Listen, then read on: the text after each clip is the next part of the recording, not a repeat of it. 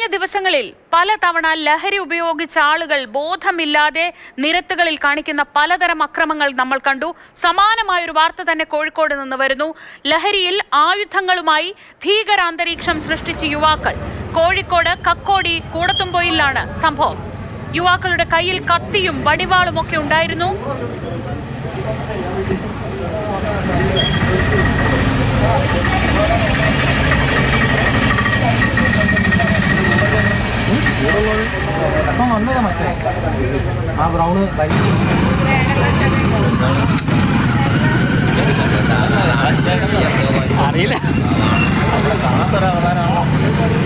മുഹമ്മദ് ഷഹീദ് വിവരങ്ങളുമായി. ഷഹീദ്, കഴിഞ്ഞ ദിവസങ്ങളിൽ കൊച്ചിയിൽ നിന്ന് പലതവണ നമ്മൾ ഇത്തരത്തിലുള്ള ദൃശ്യങ്ങൾ കണ്ടു. ഇത് അതിലും ഭീകരമാണ്. കയ്യിൽ ആയുധങ്ങളുണ്ട്.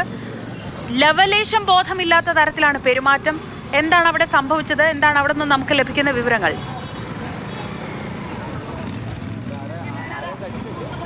ശ്രീജ, കക്കോടി കൂടത്തുംപൊയിൽ എന്നൊരു അങ്ങാടിയുണ്ട്. ആ അങ്ങാടിയിലാണ് ഈ സംഭവം ഉണ്ടായത്. ഇന്നലെയാണ് ഈ സംഭവം. നമ്മൾ ആ ദൃശ്യങ്ങളിൽ കാണുന്നത് പോലെ യുവാക്കൾ നല്ല ലഹരിയിലാണ്. അത് മദ്യലഹരിയിലാണോ മറ്റ് മയക്കുമരുന്ന് ലഹരിയിലാണോ എന്നുള്ളതൊന്നും വ്യക്തമല്ല. പക്ഷേ സുബോധമില്ലാത്ത അവസ്ഥയിലാണ്. കയ്യിൽ മാരക ആയുധങ്ങളുണ്ട്. കത്തി, വടിവാൾ ഉൾപ്പെടെയുള്ള ആയുധങ്ങളുണ്ട്. നമ്മൾ മനസ്സിലാക്കിയെടുത്തോളം വാഹനത്തിലെത്തിയ സംഘം ആണ്. ആ വാഹനത്തിൽ നിന്നാണ് ഈ ആയുധങ്ങൾ പുറത്തെടുത്ത് നാട്ടുകാരുടെ മുന്നിൽ ഭീകരാന്തരീക്ഷം സൃഷ്ടിക്കുന്നത്.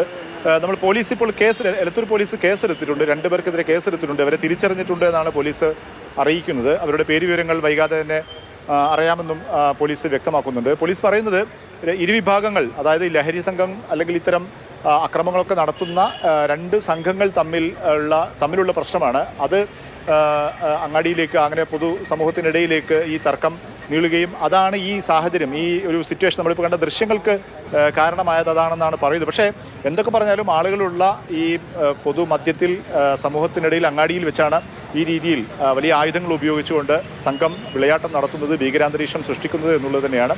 അവിടെ ചില വാഹനങ്ങളൊക്കെ മറിഞ്ഞു വീണ് കിടക്കുന്നതൊക്കെ നമുക്ക് കാണാൻ കഴിഞ്ഞിട്ടുണ്ട്. പക്ഷേ മറ്റ് സംഘർഷങ്ങളിലേക്ക് പോയിട്ടില്ല, അല്ലെങ്കിൽ അങ്ങനെ പരിക്കേൽക്കുന്ന രീതിയിലേക്കുള്ള സംഘർഷത്തിലേക്ക് പോയിട്ടില്ല എന്നുള്ളതാണ് നമുക്കിപ്പോൾ മനസ്സിലാക്കാൻ സാധിക്കുന്നത്. പോലീസ് വൈകാതെ തന്നെ കൂടുതൽ വിശദാംശങ്ങൾ അറിയിക്കാമെന്ന് വ്യക്തമാക്കുകയും ചെയ്തിട്ടുണ്ട്. എലത്തൂർ പോലീസ് ഇപ്പോൾ 2 പേർക്കെതിരെ കേസെടുത്തിട്ടുണ്ട്.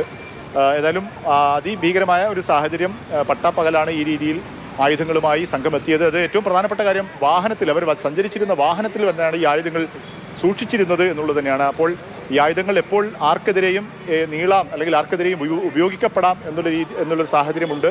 അത് വലിയ ഗൗരവത്തിലുള്ളതാണ് എന്നുള്ളതാണ്. പോലീസ് ഏതായാലും ഈ വിഷയം അതീവ ഗൗരവത്തോടെ അന്വേഷിക്കും എന്നുള്ളതാണ് അറിയിച്ചിട്ടുള്ളത്. ശ്രീജ. ശരി, മുഹമ്മദ് ഷഹീദാണ് കോഴിക്കോട് നിന്ന് വിവരങ്ങൾ നൽകിയത്. കഴിഞ്ഞ ദിവസം ഇന്നലെ രാത്രി ആലുവയിൽ UC കോളേജിന് സമീപത്ത് ഒരു യുവതിയും യുവാവും ലഹരിയുടെ സ്വാധീനത്തിൽ കാട്ടിക്കൂട്ടിയ ബഹളങ്ങൾ നമ്മൾ കണ്ടു. തൊട്ടു മുൻപാണ് പോലീസ് വാഹനം തടഞ്ഞ് യുവാക്കൾ നടത്തിയ പരാക്രമം കണ്ടത്.